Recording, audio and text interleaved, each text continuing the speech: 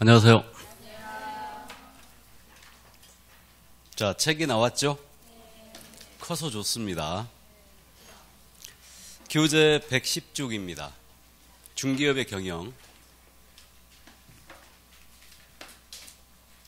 자, 이제 기본서로 나가는데요. 어쨌든 중기업의 경영은 첫 주에 우리가 자격증 땄고 지난주에는 사무소 열었죠. 오늘은 중기업 경영이라고 나와 있는데 중개사무소 운영에 대한 부분이에요. 운영. 자, 그래서 개업공사의 업무 범위 그래가지고 지역적 범위가 먼저 나와 있습니다. 보겠습니다. 개업공사의 업무 지역의 범위예요. 그래서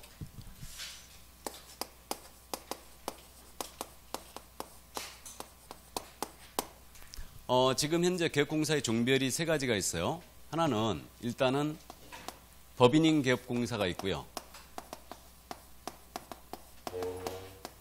그리고 공인중개사인 개업공인중개사,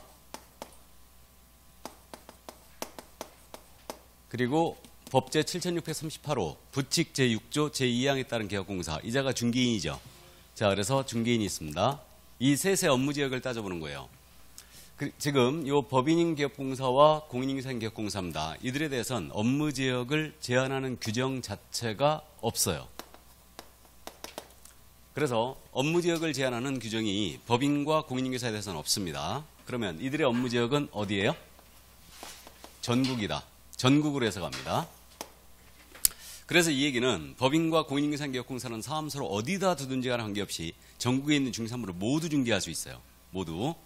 자, 근데 중개인만 제한을 받습니다. 중개인은 자신의 사무소예요. 자신의 중개사무소가 소재하는 지역을 관할하는 시도의 관할구역을 업무지역으로 한다 그랬어요. 시도의 관할구역을 업무지역으로 한다. 그리고 이 안에 있는 물건에 한하여 중개행위할 수 있다 그랬어요. 이게.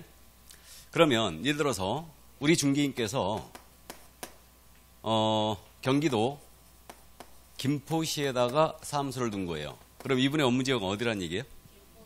김포시예요, 경기도예요? 경기도예요. 지금 시도라고 그랬죠? 그럼 이 시는 특별시나 광역시를 말하는 거라고 그랬죠? 그러니까 김포시에 사무소를 뒀다면은 경기도가 업무지역이에요. 그럼 경기도 내 물건만 중개할 수가 있다. 중개인은.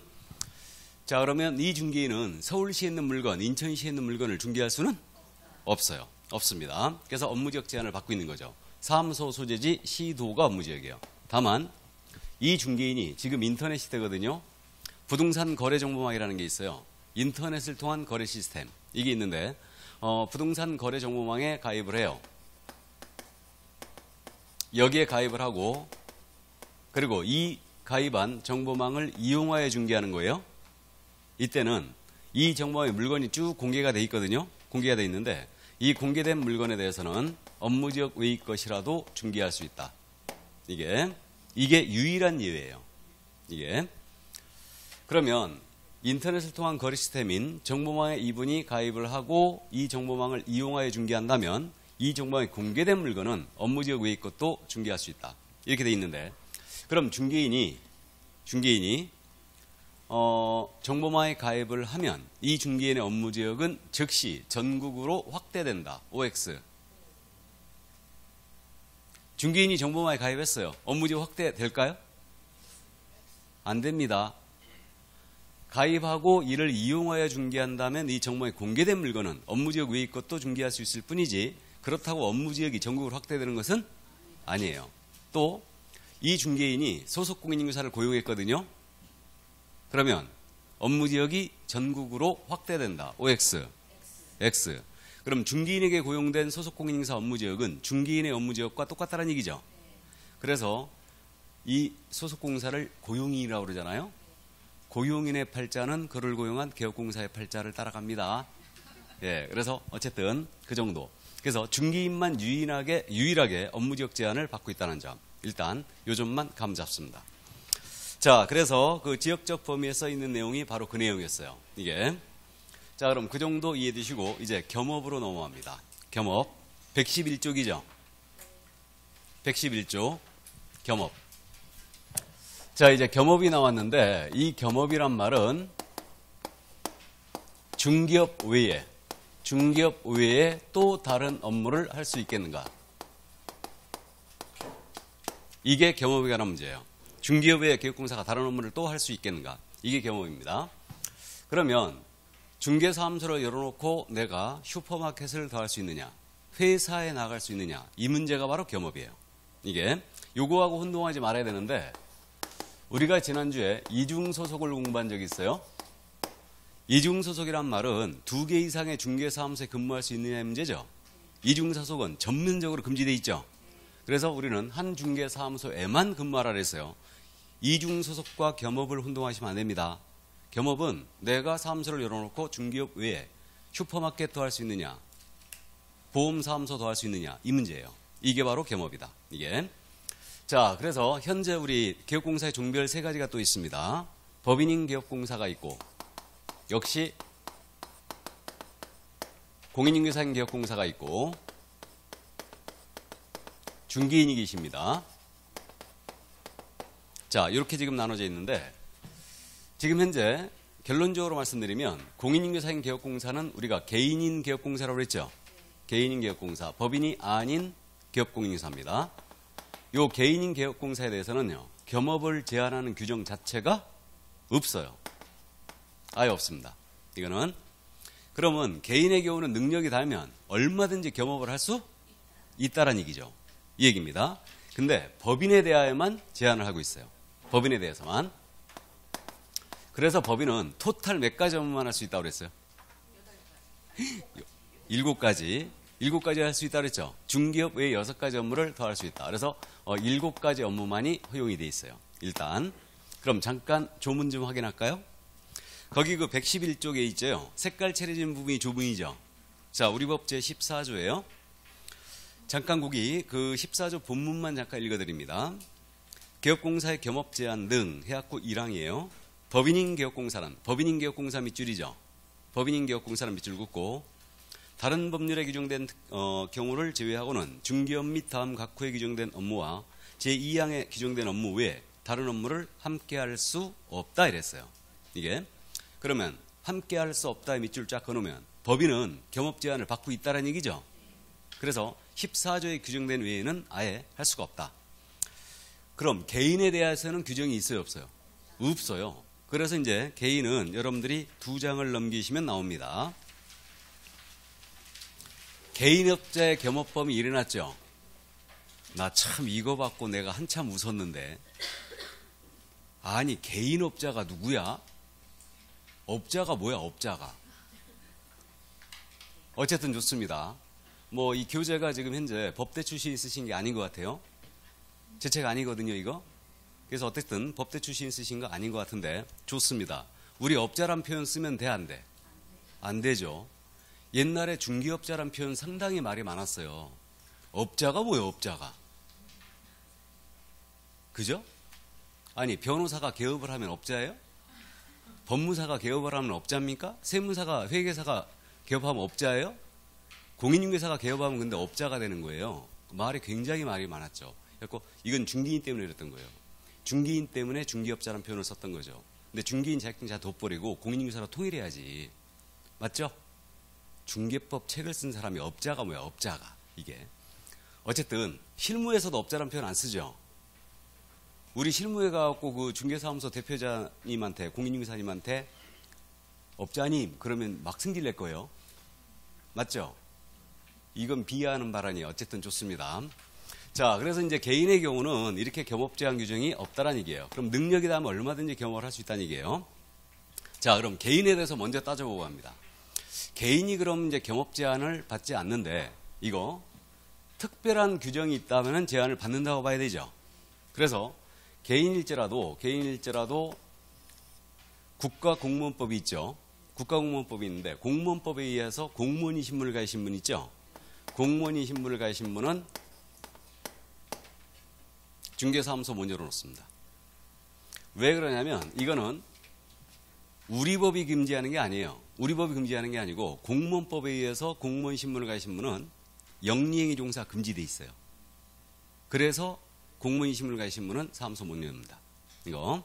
자, 그래서 공무원 신분을 가지시면 안 되는 거고 그 다음에 또 우리 중개인, 잠시 후에 말씀드릴 건데, 중개인은 경매, 공매 업무가 허용이 됐다, 안 됐다? 예? 안 돼 있다. 그래서 중개인의 경우는 경공매 업무를 못한다고 그랬죠? 이거 못한다고 그랬어요. 그래서 이거는 법이 특별히 금지하고 있는 거예요. 그 다음에 개인일지라도 내재적 한계는 있다라고 저는 해석을 하고 있습니다. 내재적 한계가 뭐냐? 등록증이나 자격증에 양도 대여에 해당될 정도의 겸업은 안 된다라고 보고 있어요. 등록증, 자격증에 양도 대여에 해당될 정도의 겸업은 안 된다. 개인일지라도. 그럼 이게 뭔 얘기냐면 이거예요. A가 중개사무소를 열었어요. 열었는데 이분은 말이에요. 중개사무소 딱 열어놓고 회사에 말이에요. 주간에 상근직으로 출근을 해버리는 거예요. 출근을 합니다. 그러면 의뢰인이 찾아왔어요. 이 사무소에. 중개 의뢰인이 찾아왔을 때 중개 업무 수행을 누가 할 수밖에 없어요? 소공이나 실장이 어디 있어? 실장이 지금. 보조원이. 이제 소공이나 보조원이 업무를 수행할 수밖에 없어요. 그럼 결국은 이 A가 소공이나 보조원한테 등록증이나 자격증을 대여한 것으로 볼 수밖에 없다는 얘기죠. 이 정도의 겸업은 안 된다는 얘기예요. 이 정도의 겸업은. 이게. 그러면 우리가 회사에 나가시면은 그 갑종 근로소득세를 납부하죠. 이걸 뭐라 해요? 갑근세. 갑근세 납부를 하게 됩니다. 만약에 개업공사에 갑근세 납부 실적이 나왔잖아요. 나오면 등록증 대여로 일단 추정해요. 그럼 등록증 대여행위에 걸리게 되면 이거 등록 취소합니다. 그럼 등록을 취소하기 전에 청문이라는 걸 실시해요. 의견 한번 들어보는 거죠. 이거를. 그래서 이거 등록증 취소하겠다고 청문을 엽니다. 그럼 청문 과정에서 내가 직접 업무를 수행할 수 있다는 걸 증명 못 하잖아요. 그러면 이때는 대여로다가 취소합니다. 그리고 고발 들어가요. 이게. 그럼 결론적으로 회사에 상근직으로 주간에 나가시는 건 안 된다는 얘기죠. 이 얘기예요. 자, 그런데 주간에 나가는 게 아니에요. 야간에만 나간다. 뭐 주차원이나 경비 이렇게 야간에만 출근하는 거예요. 이때는 될까 안 될까요? 중개사 한번 열어놔도 상관이 없을 것 같다. 대신 조건이 잠이 없어야지. 잠이 없어야 될 겁니다. 근데 요즘은 또 이제 회사에 당연히 나갔다 하여 당연히 대여로 처벌하는 건 아니죠. 왜 그러냐면 근무 형태가 특이한 형태들이 많아요. 특이한 형태 맞습니다. 일주일 내내 출근하는 게 아니고 오전에만 출근하는 거예요. 그럼 오후에 근무할 수 있죠. 맞잖아요? 또 일주일 내내 나가는 게 아니고 이틀 정도만 나가고 나머지 5일은 다 쉰다. 그럼 열어놓을 수 있어요. 있습니다. 우리 선생들 열어놓을 수 있을 것 같아 없을 것 같아? 중개사무소 있을 것 같아요? 우리 오전 수업만 하잖아요. 그리고 오후엔 쉬잖아요. 열어놓을 수 있겠죠. 실제로 열어놓으신 분들도 있어요. 있습니다. 저는 열어놨을 것 같아, 안 열어놨을 것 같아? 네? 나 중개업 하기 어울릴 것 같아, 안 어울릴 것 같아? 어울릴 것 같아? 그렇게 보는 눈이 없어가지고. 오늘도 컨디션이 별로 안 좋네. 저는 승질이 못 돼갖고 중개업하고 안 어울린다는 걸 알았어요. 저는. 내가 2년 근무했거든. 그리고 이제 강의를 다시 나오고 있는데 올해서부터 강의를 다시 나오고 있는데 어쨌든 나는 안 어울리는 것 같아. 손님들 맨날 들이받아요 그냥. 괜히 와가지고 뻘소리 하잖아요. 속된 말로. 아주 말도 안 되는 소리 해. 그러면 그냥 들이받아버리는 거예요. 가. 그럼 안 되거든요. 원래. 실무에서는 출근할 때 말이에요. 간 다 빼놓고 출근하셔야 됩니다. 그리고 집에 와서 다시 넣는 거예요. 손님이 꼭지를 아주 돌게 하죠. 꼭지 돌게 합니다. 그래도 히히하고 웃어야 돼. 그게 우리 중개업이에요. 이게. 그래서 어쨌든 회사에 출근하는 건 일단 안 되는데 다만 내가 근무 형태를 봤을 때 업무를 수행할 수 있다면 열어놓을 수 있어요. 근데 일반적으로는 회사에 출근하는 것은 안 됩니다. 이게. 그래가지고 우리 주간반에는 그럴 일이 없는데 요거 요 얘기 하잖아요. 그럼 이제 이 자리에 그런 분 계실지 모르겠는데 나는 자격증 따가지고 회사에 출근하고 와이프로 하여금 운영하게 해야지. 이렇게 갖고 나왔거든? 안 된다 하거든? 그러니까 그 다음 주부터 안 나오는 거야, 이제. 안 나오는 겁니다. 그래서 우리는 전문 직업이기 때문에 일단은 우리 국토부의 입장은 기본적으로 겸업을 해서는 안 된다는 게 우리 국토부의 입장이에요. 저는 이 부분에 동의합니다. 동의해요. 근데 이제 수입이 불안정하니까 우리가 겸업을 고려하는데 어떻게 하면 겸업을 할 수 있을까 고려하지 말고 어떻게 하면은 중개업을 잘할 수 있을까? 어떻게 하면 사기를 잘 칠 수 있을까? 그걸 고민해야지. 어떻게 하면 겸업을 할 수 있을까 고민하면 안 되는 거예요. 주객이 전도된 겁니다. 그래서 일단은 개인에게는 겸업 제한은 없지만 회사에 나가시는 것만은 일단 안 된다. 그렇게 이해하시면 되고요. 그러면 개인의 경우 내가 중개사무소로 놓고 꽃집을 더한다. 돼요, 안 돼요? 되죠? 개인 사업자는 상관이 없어요. 상관이 없습니다. 대신 꽃집이 중개사무소 옆에 있어야 되죠. 손님 왔을 때 바로 와서 중개활동을 해줘야 되거든요. 이거 그럼 돼요. 이게 그럼 문방구 슈퍼마켓 해도 상관없네요. 예. 예전에 살던 동네에 말이에요. 그런 중개사무소가 있었어요. 이게 간판이 그 집이 꽃집을 같이 하는 거야. 꽃집을. 그래가지고 이제 여기 간판에 그렇게 돼 있을 거 아니에요. 꽃집. 그래요? 꽃집 이렇게 이제 써 있고 그 다음에 공인중개사무소 이렇게 돼 있어요. 이게 근데 꽃집이 화분들 놔야 되잖아요. 화분들 놔야 돼. 그럼 여 앞이 난장판이에요. 난장판입니다. 그러면 생각을 여러분들 해보세요. 내가 이 동네 와가지고 집을 구하고 싶어. 이 집 들어가겠어, 안 들어가겠어? 꽃집으로 보이죠? 꽃집으로요. 또 내가 이제 꽃을 사러 가. 꽃을. 근데 봤더니 공인중개사무소가 또 붙어 있는 거야. 그러면 전문성이 역시 떨어져요. 그러니까 이도 아니고 저도 아니게 돼요. 이게 그래서 이렇게 운영하는 그 중개사무소가 있었는데 지금은 이렇게 사실 안 돼요. 안 됩니다. 어떻게 지금 등록관청이 유도하고 있냐면 확실히 구분해라. 꽃집이 어디까지고 중개사무소가 어디까지인지 확실히 구분해라 하고 이제 유도할 거예요. 그래서 이 구획이 안 돼 있으면 등록을 안 받아줘요. 지금은 그렇게 돼 있습니다. 그래서 어쨌든 일단 개인의 경험은 여기에요. 그러니까 우리가 시험에서 이제 주의할 점은 공인중개사인 개업공사나 중개인입니다. 이들은 겸업 제한이 원칙적으로 있다 없다? 없다. 이게 이제 결론입니다. 결론이고. 자, 그럼 이제 다시 앞으로 가서 법인을 보죠. 112쪽에 겸업범이라고 돼 있죠. 자, 그래서 법인인 개업공사는 우리 법에 규정된 14일 규정된 업무 외에는 아예 할 수가 없습니다. 그래서 문제는 이제 법인의 겸업이에요. 자, 그럼 이제 법인의 업무라고 제가 하겠습니다. 법인이 할 수 있는 업무. 그래서 이 법인은 결국은 중개업 외에 6가지 업무만을 더 허용을 했다. 그럼 이 중개업은 반드시 필수 목적 사업으로 들어가 있어야 되죠. 반드시 해줘야 됩니다. 그래서 필수 목적 사업으로 들어가 있어야 되고 이 6가지 업무는 해도 된다, 안 해도 된다? 안 해도 된다. 임의 사업이에요. 6가지를 더 할 수 있다 그랬으니까. 그래서 이 6가지 업무를 우리는 소위 겸업이라고 부르고 있어요.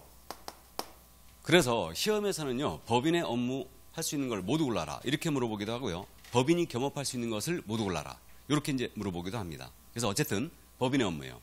그래서 이 6가지 업무를 중개업 외의 업무다 그래갖고 겸업이다 이렇게 불러요. 그래서 이제 지난주에 제가 잠깐 나열을 했었죠. 그럼 법인은 첫 번째 어떤 업무를 더 수행할 수 있냐 하면요. 주택 및 상업용 건축물이에요. 주택 및 상업용 건축물에 대한 임대차 관리 등 부동산의 관리 대행을 할 수 있다 그랬어요. 그래서 이 건물 상업용 건축물이라고 했는데 이 상업용 건축물 이것에 대하여 소유자로부터 우리 법인이 위임을 받는 거죠.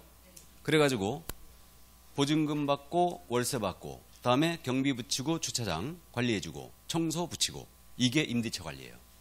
그래서 실무적으로 오피스텔 임대차 관리 있죠. 이거 많이 해요. 많이 합니다. 그래서 오피스텔 같은 경우는 이제 소유자로부터 우리 부동산이 위임을 받죠. 위임을 받아가지고 직접 이제 임대차 관리를 대행을 해주고 있습니다. 이게 그래서 오피스텔 있잖아요. 한 20실이나 30실 정도 위임을 받은 중개업소 있죠. 여기는 권리금이 기본적으로 엄청나겠어요. 고정적인 수입이 들어오니까. 그래서 어쨌든 주택 및 상업용 건축물에 대한 임대차 관리 등 부동산의 관리 대행을 할 수 있다. 이거 이렇게 됩니다. 그러면 주택 및 상가에 대해서만 가능하다는 얘기죠, 이거. 그죠? 그러면 농업용 건축물 관리 대행할 수 있을까요, 없을까요? 할 수 없다라는 얘기예요. 주택 및 상업용 건축물에 대해서만 일단 가능하다. 이렇게 해석이 되고 있고요. 자, 다음 이제 이게 관리 대행이었고, 다음 두 번째로 부동산에 대한 이용, 개발, 거래에 관한 상담업을 영위할 수 있어요. 그러면 부동산에 대한 이게 컨설팅이거든요. 그래서 부동산 컨설팅을 지금 수행할 수가 있는데 이거를 그러면 컨설팅이 뭔지는 말씀을 드렸어요.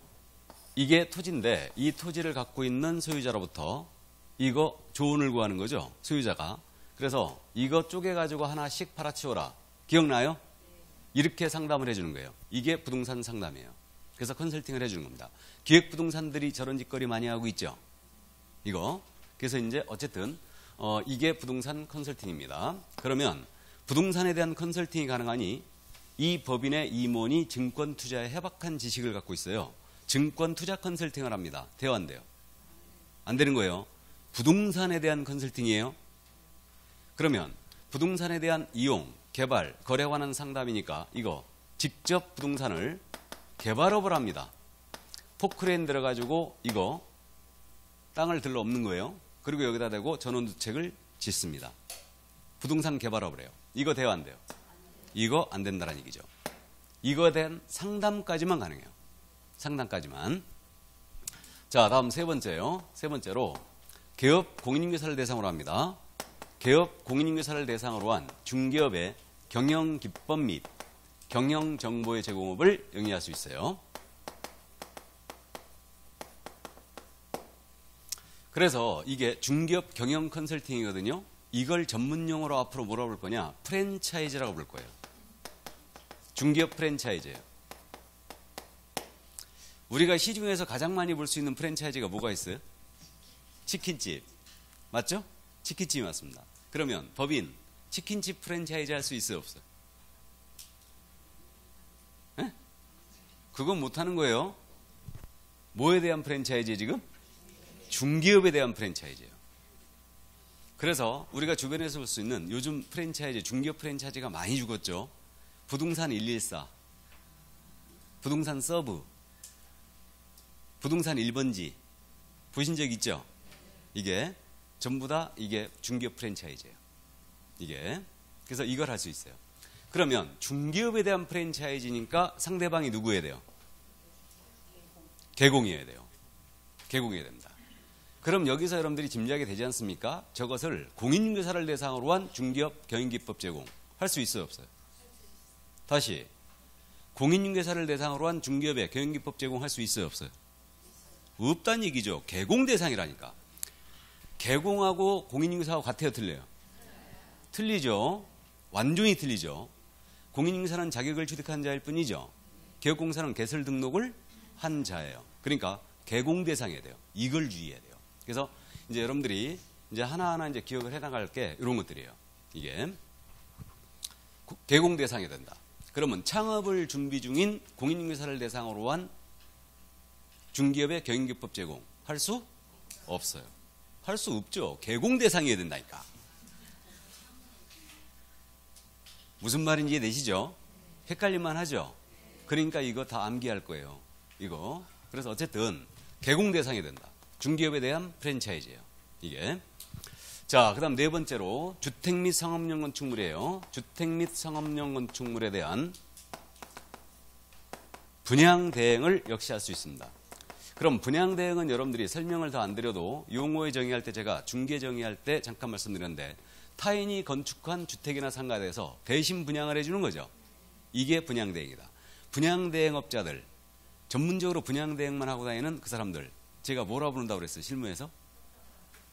무슨 떴다방이에요. 떴다방은 이동식 중개업소예요. 오늘 나옵니다. 오늘 나올 텐데 그 조직이라고 부른다고 그랬죠? 아, 분양 대행만 전문적으로 하고 다니는 그 사람들 조직이라고 부른다 그랬어요. 조직. 그래서 실무에서 조직이라고 불러요. 조직 투입하면 미분양된 거 금방 해소해버린다고 그랬죠? 조직 투입하면. 그래서 이제 주택 상가에 대한 분양 대행할 수 있다. 그럼 마찬가지로 이것도 토지 분양 대행은 된다 안 된다? 안 된다라는 얘기예요. 왜 그랬을까?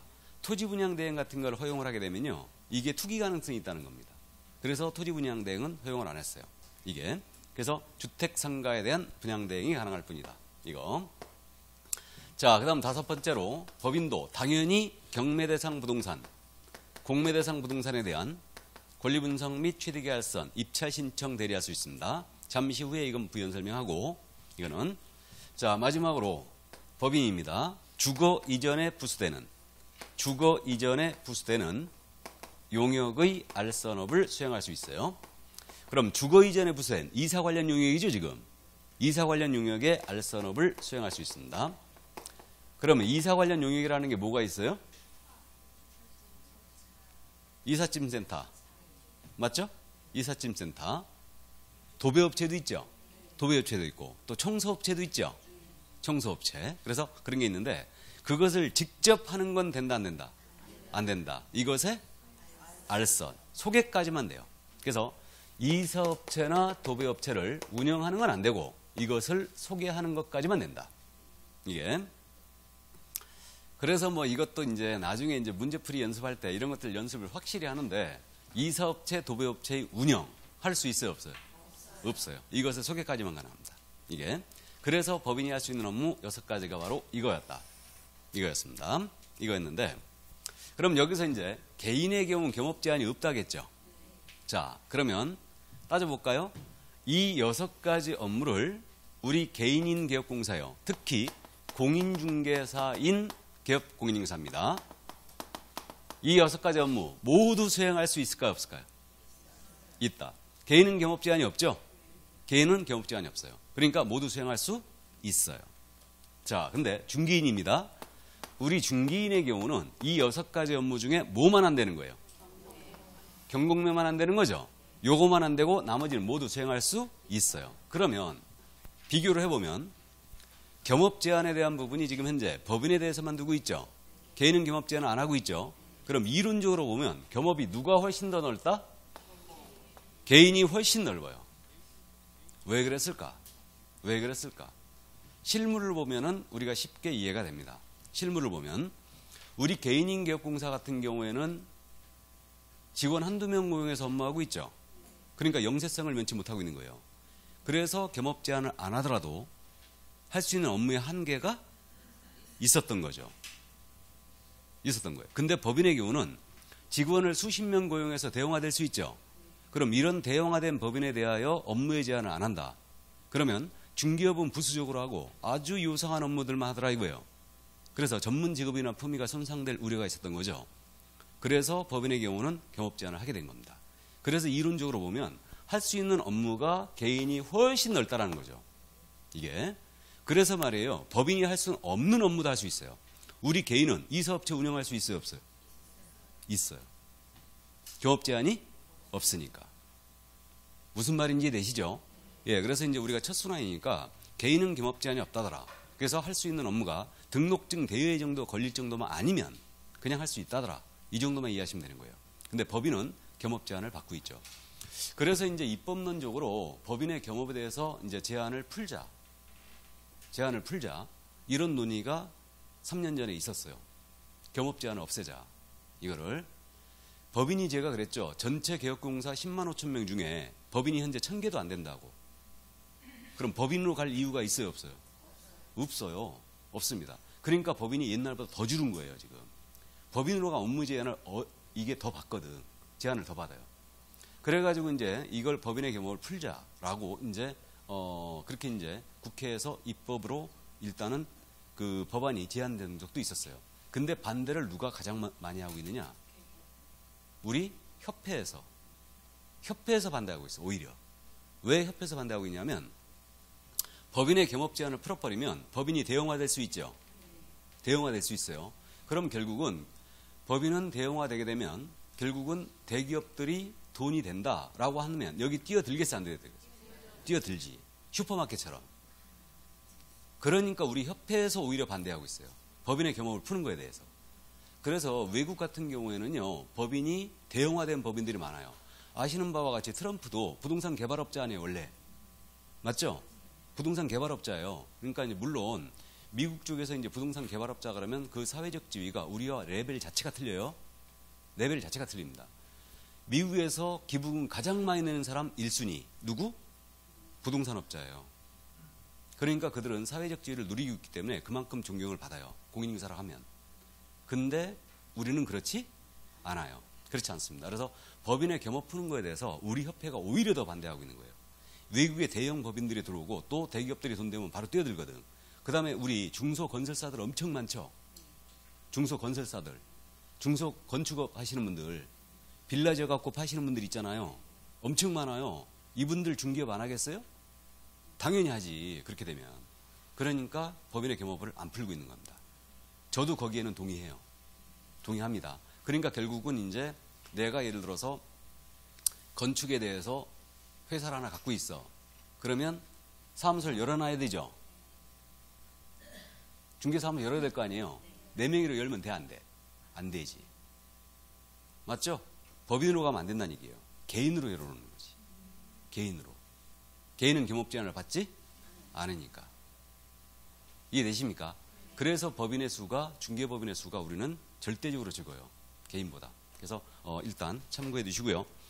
자, 그러면 이제 여기서 한 가지만 짚고 갈까요? 이 6가지 업무는 지금 현재 중개업에 해당합니까, 안 합니까? 이 6가지 업무는 중개업이에요, 아니에요? 아니에요. 아니죠. 그럼 이 6가지 업무는 모두가 중개업이 아니다. 그럼 중개 보수 규정에 적용이 된다, 안 된다? 안 된다. 그럼 이 보수는 알아서 받아라, 이 얘기죠. 맞죠? 그 얘기예요. 그러면 관리 대행이라든가 상담이라든가 분양 대행을 해줍니다. 이에 대한 보수는 의뢰인과 알아서 받으면 되는 거죠. 예를 들어서 중개 보수 규정 적용이 없는 거예요. 일단. 그래서 일단 여기까지 이해를 해 두시고요.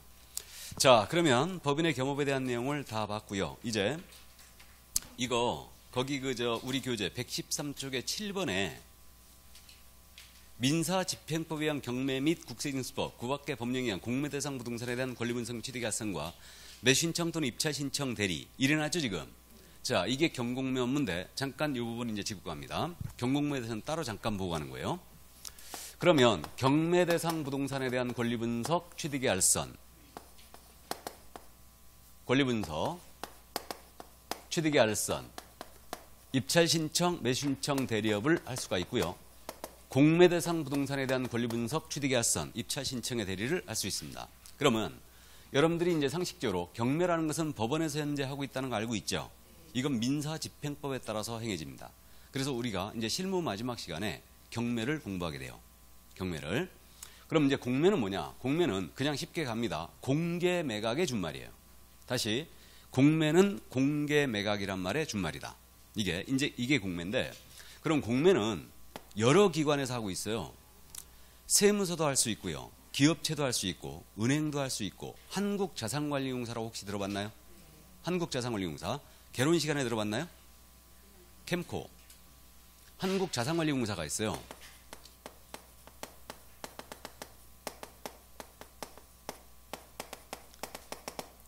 한국자산관리공사가 있는데 예전에 제가 여기 입사원서 냈다가 떨어졌습니다. 네, 떨어졌어요. 그래서 어쨌든 왜 떨어졌냐고요? 놀다 와서. 내가 졸업하고 2년을 쉬었거든. 그랬더니 사법시험 계속 공부하라고 나한테 오지 말래. 그래갖고 내가 서류 내가지고 떨어져 보기는 여기가 처음이었어요. 이게. 그래서 어쨌든 한국자산관리공사가 있는데 여기서 주로 수행하는 걸 우리는 공부합니다. 이게 그래서 자산관리공사에 하는 이 공매를 공부하는 거예요. 그러면 이제 경매, 공매 개념은 이해했고, 그럼 권리분석이 뭐냐? 이 부동산을 낙찰받으면 내가 임차인의 보증금을 떠안아야 되느냐? 이런 것들을 분석해 주는 거죠. 이 부동산 낙찰받으면 여기에 걸려있는 유치권 내가 떠안아야 되느냐? 이걸 분석해 주는 거예요. 그 다음에 취득의 알선은 뭐냐? 경제적 가치 등을 분석해 주는 거예요. 그래서 이 부동산의 현재 시세가 얼마인데 최저 매각가 얼마로 돼 있고 얼마의 낙찰이 예상이 된다. 그리고 이렇게 팔게 되면 얼마의 수익이 예상된다. 경제적 가치 등을 분석해 주는 게 알선이에요. 그 다음에 대리업이다. 그러면 의뢰인이 그럴 거 아니에요. 나는 경공매를 전혀 모르니까 내 대신 가서 입찰표를 써주고 낙찰을 받아달라 하고 맡깁니다. 이게 대리예요. 다시 대리라는 것은 입찰표를 대신 써주고 낙찰 받아주는 행위다. 이해하셨죠 그럼? 그럼 이 업무를 명실공히 다 수행할 수 있어요. 이 업무를. 자, 근데 이 업무는 단 누구한테는 허용이 안 됐다고요? 중개인. 중개인은 이걸 하나도 못합니다. 중개인은 자격증이 없기 때문에 이건 허용을 안 했어요. 그러니까 법인인계업공사와 공인인계공한테는 이걸 허용을 했죠. 이렇게. 그러면 원래 경매 공매 업무는 누구 업무라고 그랬어요? 원래.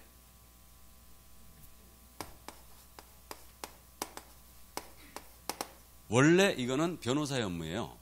왜? 법률적인 서비스를 대행하는 거니까. 그래서 변호사 업무였어요. 이게. 그래가지고 변호사가 별로 없던 시절에는 변호사들이 이걸 안 해도 먹고 사는데 지장이 없었어요. 그래가지고 변호사들이 이 경공매를 전혀 손을 안 댔던 거 아닙니까?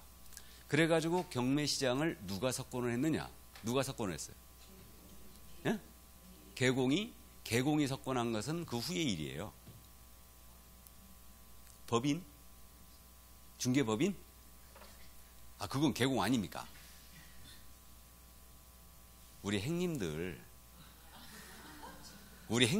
이게 석권을 했잖아요. 행님들이. 아, 우리 조직들이 들어간 거 아니야, 다. 깍두기 형님들. 아, 그 조직 말고, 분양대행 조직 말고. 그래가지고 이 시장이 아수라판이 된 거예요, 지금. 아수라판이 됐습니다.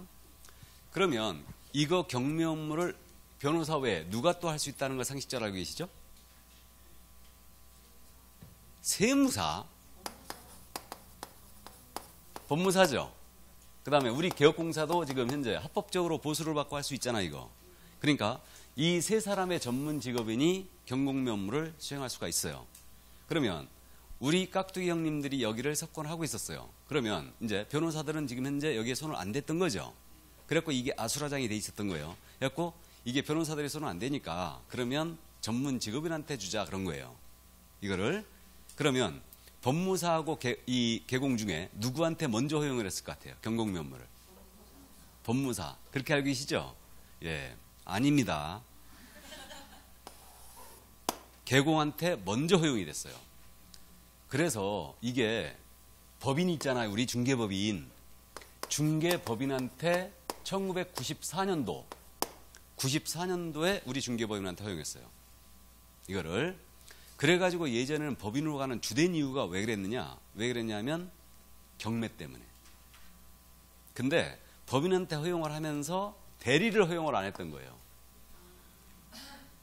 그럼 아주 웃기는 사태가 벌어지죠. 손님이 왔어. 내가 요즘 경매 시장이 좋다고 하니까 경매 이거 여유자금이 생겼다. 투자를 좀 경매 부동산에 하고 싶다. 아, 그럼 좋은 물건 맞습니다. 브리핑 쫙 했어. 이 정도 부동산 낙찰 받으면 이 정도 수익이 예상된다. 다 해줬어요. 그럼 이제 나는 아무것도 모르니까 그럼 대리를 해달라. 그럴 거 아니에요? 그러면 법인이 뭐라 하겠느냐? 나는 대리 못하거든요. 대리는 변호사한테 가셔야 됩니다. 이런 강아지 같은 경우가 생기는 거예요. 이게. 그래가지고 이거를 대리까지 허용을 하려고 이제 개정을 하려고 우리가 노력을 많이 했죠. 그러던 차에 2003년이었어요. 2003년도에 법무사법이 개정이 되면서 법무사한테 경매를 허용하게 된 거예요. 허용을 하자 이렇게 법안이 국회에 올라간 거예요. 그럼 일단 변호사협회 반대했겠죠. 그죠? 변호사협회 반대했을 거예요. 기득권 우리한테 있었어요, 없었어요? 있었죠. 우리 협회도 반대를 했지. 당연히 반대했지. 안 된다고. 그러자 이제 나중에 이제 이게 밝혀진 건데 법무사협회에서 우리 협회에다 그랬다는 거예요. 야, 너네 지금 절름발이 아니냐. 대리 못하고 있고 우리 공인인계개혁공사가 못하고 있죠, 지금. 경매를. 그러니까 너네 이거 허용해야 될 거 아니냐. 그래가지고 너네 개정할 때 우리 가만히 있을 테니까 너네도 가만히 있으라 그런 거예요. 그래가지고 결국 법무사법이 통과가 됩니다. 국회에서. 그래갖고 법무사한테 전면적으로 경매를 허용하게 돼요. 그게 몇 년도? 2003년도였죠. 그게 2003년도였어요. 그럼 이제 우리 법 개정해야 될 거 아니에요. 경매를 전면 허용하는 걸로 개정을 해야 돼요. 그래가지고 우리 공인인사법 개정안이 그때 중개업법이었지. 중개업법 개정안이 제 기억에 2004년도에 국회에 올라갔어요. 이게 2번이나 올라갔어요. 2004년도에. 그래갖고 경매를 전면적으로 우리 개업공사한테 허용을 하는 걸로 이거를. 그러자 변호사협회 일단 반대죠.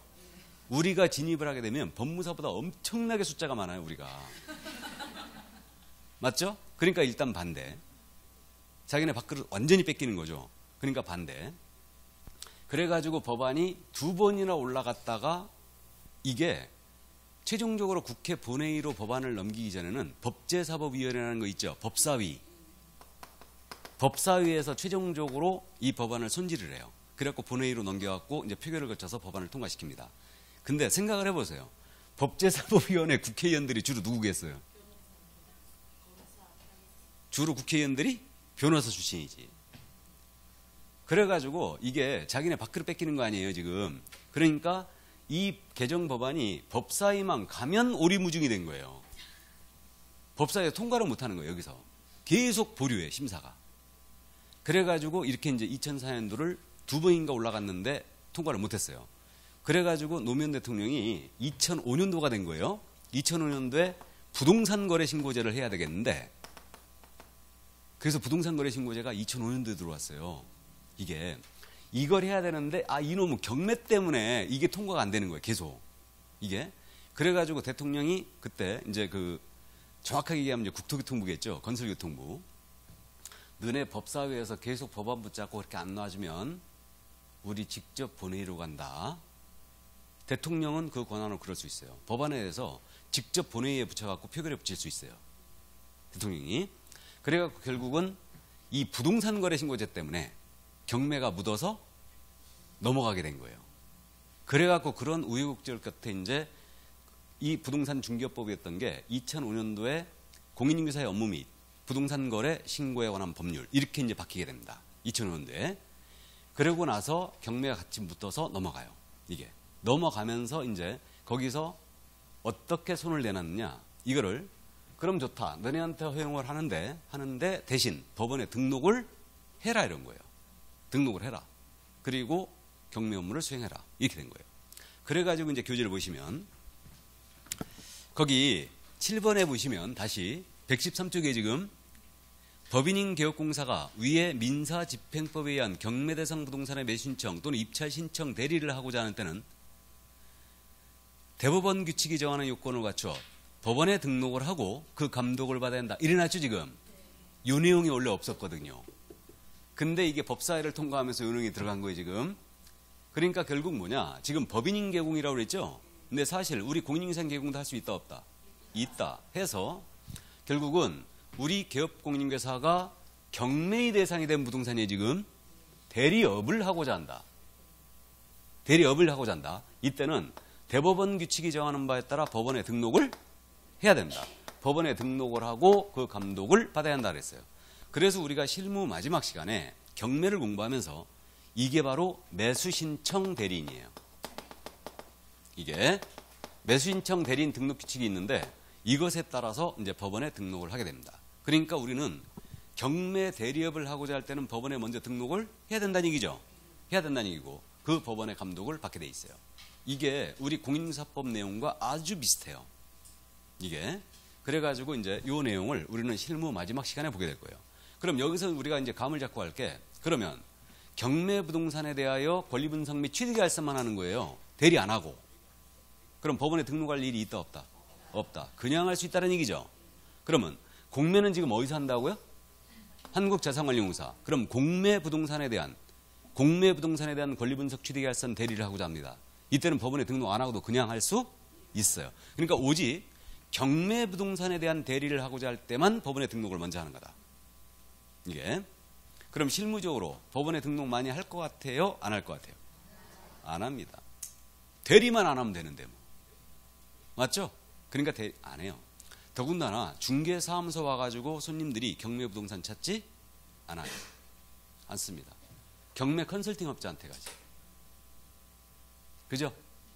그래요. 그렇기 때문에 실무적으로 처음에는 이거 대리인 등록 많이 했어요. 매수신청 대리인 등록 많이 했는데 지금은 거의 안 합니다. 왜? 돈 들어가요. 경매 대리업 등록하려면 교육받아야 돼요. 똑같이.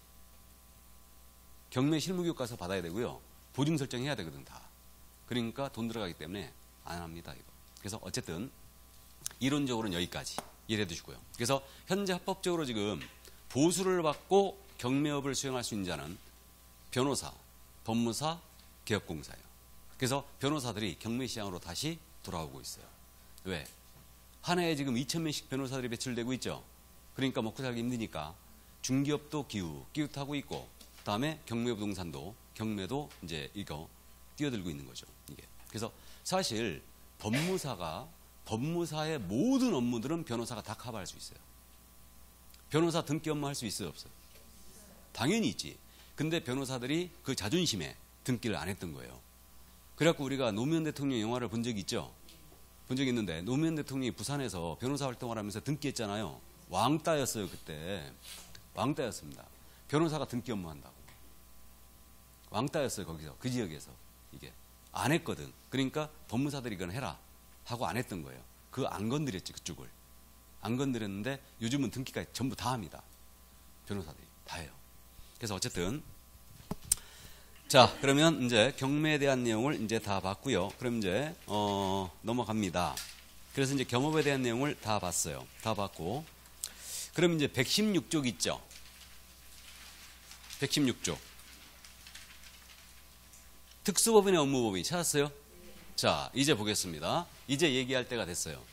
제가 용어의 정의를 할 때 이 부분을 지금 건들지 않았었는데, 우리 지금 현재 법인인 개업공사 있지 않습니까? 법인인 개업공인중개사는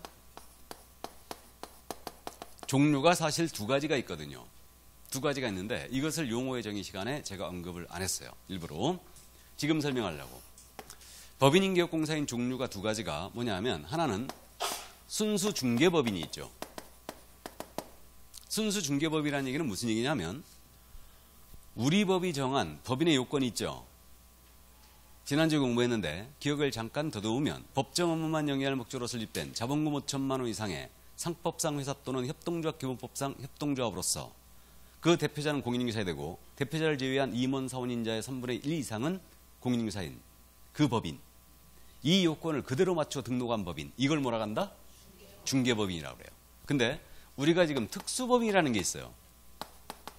특수법인이 있는데 이 특수법인은 우리가 강학상 쓰는 표현이에요. 강학상. 그럼 역시 강학상 쓰는 표현이라는 얘기는 강의할 때만 쓰는 표현이라는 얘기죠. 그럼 우리 공인중개사법에는 특수법인이 달리 표현되어 있다는 얘기죠. 그럼 특수법인이 우리 공사법에는 뭐라고 표현되어 있냐면, 다른 법률에 따라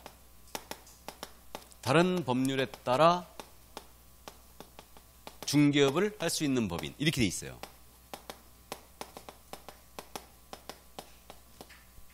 그래서 특수법인에 대해서 시험에서 내고자 할 때는 뭐라고 표현하느냐, 다음 중 다른 법률에 따라 중개업을 할 수 있는 법인에 대한 설명이다. 옳은 것 틀린 것 골라라, 이렇게 나와요. 근데 이제 이게 기니까 우리가 줄여서 뭐라 부른다고요? 특수법인이라 부릅니다. 특수법인이라 불러요. 그럼 이 특수법인의 종류가 어떻게 되느냐면, 특수법인의 종류가 일단 네 가지가 있어요. 대별을 하면 농어협동조합법이 있거든요. 농어협동조합법. 그럼 여러분들은 그 옆에 페이지에 표로 정리되어 있죠, 지금. 그죠? 그래서 농어협동조합법에 따른 지역농협동조합이 있어요. 지역농협이 있습니다. 우리 시골 가면 단위농협이라고 보셨죠? 이게 지역농협이에요. 이게 지역농협입니다. 그러면 이거 지역농협이 있고요. 산림조합법에 따른 산림조합이 있어요. 지금 우리 교재에는 지역산림조합이라고 돼 있죠? 근데 산림조합은요, 산림조합 중앙에도 특수법인이고 지역산림조합도 특수법인이에요. 둘 다. 근데 농협동조합 중앙에 있죠?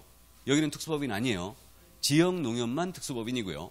그 다음에 산림조합, 여기는 중앙에도 특수법인이고 지역산림조합도 특수법인이에요.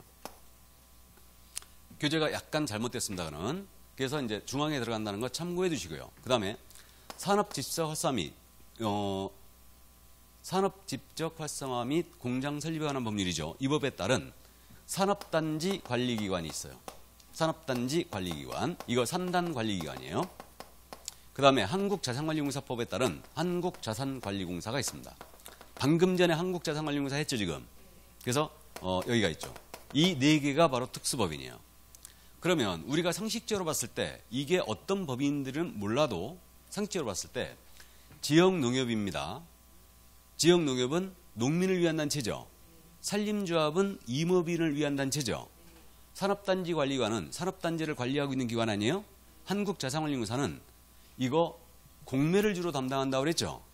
근데 이제 구조 개선 기업들, 그러니까 흔들흔들하는 기업들 있잖아요. 이것에 대한 자산 관리를 해주는 거예요. 여기서도 이렇게 하는데, 그럼 이들은 고유 목적 사업들이 따로 있더라 이거예요. 고유 목적 사업들이 따로 있는데 고유 목적 사업을 수행하다 보니까 중개업이 필요했던 거예요.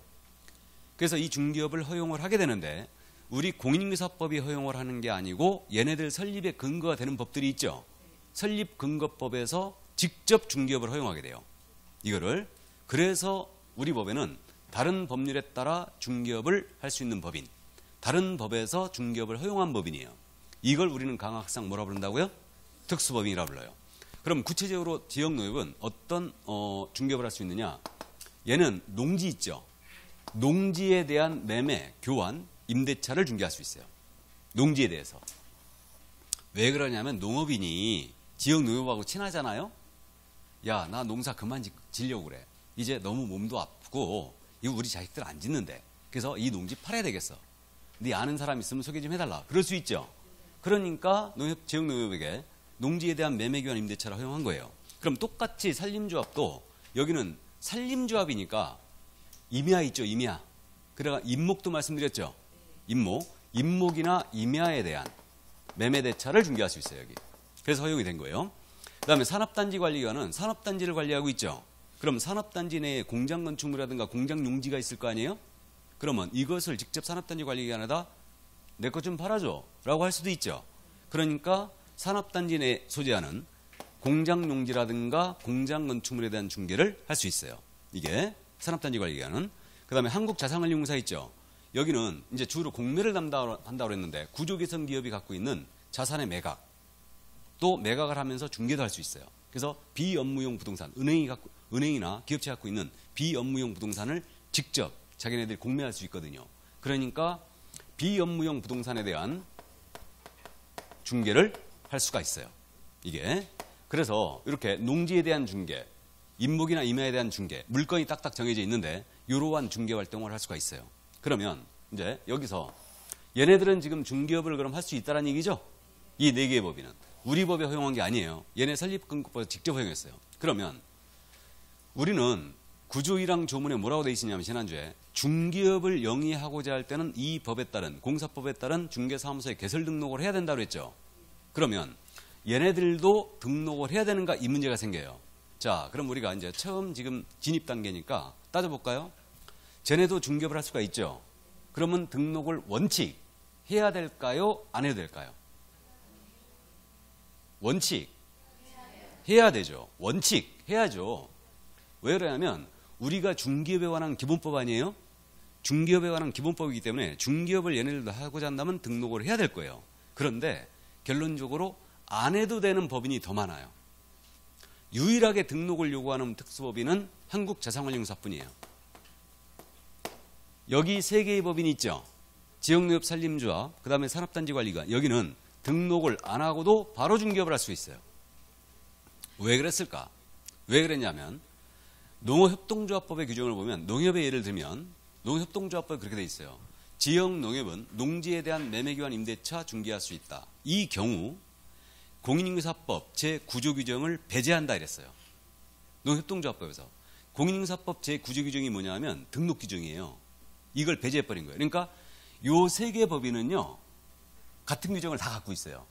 그러니까 등록을 안 하고도 중개업을 할 수 있다는 말이 걔네들 법에 직접 있다는 얘기죠. 근데 한국자산관리공사법은 어떻게 돼 있냐면 한국자산관리공사는 법인의 비업무용 부동산에 대한 중개할 수 있다라고 해놓고 더 이상 얘기를 안 해버린 거예요. 등록을 해야 되는지 안 해야 되는지. 그러니까 야는 우리 법 적용을 받는 바람에 등록을 해야 되는 사태가 벌어진 거예요. 그럼 유일하게 특수법인 중에 등록을 요구하는 법인이 뭐라고요? 한국자산관리공사예요. 여기는 등록을 해야 됩니다. 자, 그럼 이제 여기서부터 문제가 생겼죠. 우리 법인의 등록 기준, 얘는 법인이 맞죠 지금? 그럼 법인의 등록 기준 첫 번째가 법정 업무만을 영위할 목적으로 설립된, 맞죠? 우리 법인은 할 수 있는 업무가 7가지 외에는 못한다고 그랬죠? 그러면 이거 지키라 한다면 한국자산관리공사 중개업 등록할 수 있다는 얘기 없다는 얘기예요. 없다는 얘기죠. 그래갖고 여기서부터 이제 우리 법에 규정을 두게 됩니다. 공사법에. 그래서 우리가 이제 중요한 건 이거예요. 지금서부터 우리 공유사법상 규제죠. 우리 공인인사법에서 이들에 대한 규제를 어떻게 하고 있냐면 먼저 첫 번째, 자산관리사는 등록을 하더라도 법인의 등록 기준을 적용하면 돼요, 안 돼요? 안 되겠죠. 이거 적용해버린다면은 등록을 못한다는 얘기가 돼버린 거죠. 그러니까 등록 기준을 배제했어요. 중간쯤에 있죠, 그 내용이. 등록 여부. 그래가지고 두 번째 칸에 있네. 중기업 등록 필요가 자산관리사만 돼 있죠. 그 다음에 그 밑에 등록 기준 그래갖고 적용되지 않음 이래놨죠. 그러니까 이게 첫 번째 기억할 점이에요. 특수법인한테는 우리 법인의 등록 기준을 적용한다, 안 한다? 안 한다. 이걸 첫 번째 기억을 해주셔야 돼. 다음. 2항 얘기가 나왔으니까 다 보고 갑니다. 그냥 다 보고 가는데 이거 우리가 오늘 공부하게 되는데 분사함소라는 게 있어요. 법인은 분사함소라는 걸 둘 수 있어요. 분사함소는 다른 말로 지점을 얘기합니다. 법인은 지점을 둘 수 있어요. 이걸 우리 뭐라 부른다고요? 분사함소라고 불러요. 이게 정확하게 얘기하면 상법에서는 법인의 지점을 지점이라고 불러요. 민법에서는 법인의 지점을 뭐라고 그러냐면 분사함소라고 불러요. 그러니까 우리는 민법으로 가기 때문에 분사함소라고 되어 있는 거예요. 표현이. 그럼 법인은 분사함소일 수 있는데 분사함소의 소장님을 누구라고 하냐면 책임자라 불러요. 분사함소 소장님을 뭐라 부른다고요? 책임자. 분사함소의 책임자는 원래 공인중개사야 되거든요. 근데 특수법인한테는 이 요건을 배제를 했어요. 배제했습니다. 왜 그랬냐면 생각을 해보세요. 특수법인은 등록을 하더라도 법인의 등록기준 적용 안 한다고 그랬죠. 그럼 법인의 등록기준이라는 게 법정 업무만 영위하는 목적으로 수립된 자본 5천만 원 이상의 상법상 회사 또는 협동조합으로서 대표자는 공인중개사야 되고 대표자 제외 임원 사원인자의 3분의 2 이상 공인사야 된다고 그랬죠. 그럼 특수법인은 이 기준을 배제했으니까 특수법인의 임원 중에는 공인사가 한 명도 없어도 됩니다. 대표자가 공인중개사 아니어도 됩니다. 근데 분사함소의 책임자만 공인중개사야 된다 한다면 모양새가 이상했어요. 그러니까 배제한 거예요. 이게 두 번째. 분사함소의 책임자는 공인중개사가 아니어도 됩니다. 특수법인의 분사함소 책임자는. 이걸 배제한 거예요. 그 다음 세 번째. 우리 보증제도라는 걸 제가 잠깐 언급했어요. 잠깐 언급했는데 보증. 이거 의뢰인을 위한 조치라고 그랬죠. 의뢰인 보조치. 보증을 세우는 거라고 그랬죠. 그러면 우리 개인은 보증 설정 금액이 얼마 이상? 1억 원 이상. 법인은 얼마 이상? 2억 원 이상. 자, 그럼 원칙. 이것도 우리가 공부 안 했지만 특수법인도 이거는 보증은 무조건 설정해야 돼요. 중개업하고자 한다면. 왜 그러냐면 이걸 의뢰인 보조치이기 때문에. 다시 특수법인도 보증은 무조건 설정해 줘야 됩니다. 의뢰인 보조치니까. 그러면 기본적으로 얼마 이상 해야 될까요? 2억 이상이겠지. 법인이니까. 맞죠? 그러면 기본적으로 보증을 2억 이상 설정해야 되겠지만 누구만 봐줬느냐? 지역, 농협. 지역, 농협은 보증을 1,000만 원 이상만 설정하면 된대요. 왜 봐줬는지는 저도 몰라요. 왜 봐준 것 같아요? 돈이 없어서. 참 그죠. 솔직한 답변이십니다. 예전에 500만 원이었어요. 그러니까 예전에 농지가 지금 쌌잖아요. 쌌기 때문에 이제 500만 원 봐준 것 같은데 그래갖고 이걸 1,000만 원 올려놓은 거예요 지금. 근데 1,000만 원이 어디 돈이요? 땅 한 평도 못 사는데. 맞죠? 그러니까 어쨌든 지역농협은 1,000만 원 이상으로 돼 있어요. 그래서 우리 법의 명문의 규정을 두고 있는 게 이 세 가지예요. 이 세 가지입니다. 이거 엄청 잘 물어봐요. 그래서 제가 이제 관계되는 거에 있어서 이제 계속 언급을 할 겁니다. 이게. 그래서 사실은 시험에서 묻는 거는 다른 거 다 물어봐요. 누구만 물어보느냐? 지역농협. 지역농협만 물어봅니다. 지역농협 등록해야 돼, 안 해야 돼요? 중개업하고자 할 때. 안 해도 되고. 지역농협이 분사함소 들 수 있죠? 이때 분사함소 책임자 공인중개사가? 아니어도 되고. 보증 설정 얼마 이상만 하면 된다고요? 1,000만 원 이상. 됐죠? 시험에서 물어보는 건 이거예요. 지역농협만 물어봐요. 다른 건 묻지도 않아요, 이거. 근데 모의고사에서 정신없는 선생님들이 가끔 물어볼 거예요. 한국자산관리공사도 물어보고 막 그래. 이게. 근데 나는 절대 그렇게 안 합니다. 이거. 시험에 나오는 것만 하는 거지. 쓸데없이 모의고사 그냥 내지도 않아. 이거. 어쨌든 그래서 그 정도 이해만 해주시고요. 자, 그럼 겸업 다 봤죠? 그럼 이제 잠시 쉬었다 할까요? 예, 잠시 쉬겠습니다.